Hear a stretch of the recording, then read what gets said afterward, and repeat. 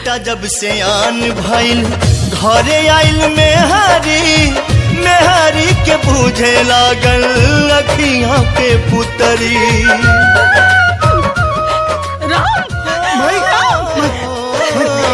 मेहंदी महावर के छूटल नाही रंग हो, घरे में पतोहिया मचावे लागल जंग हो।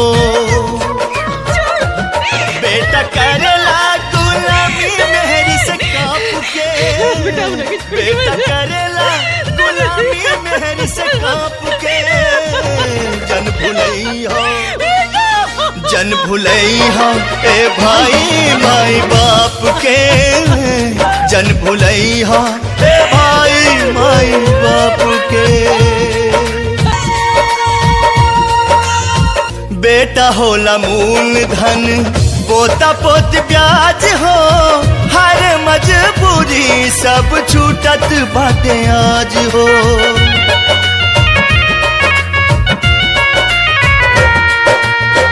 एक बेर जे अपना माई बाप के भुलैबा, धरती त धरती नरक में ना जगह पैबा। जन्मो जन्म नाही माफी मिली आपके, जन्मो जन्म नाही माफी मिली आपके। जन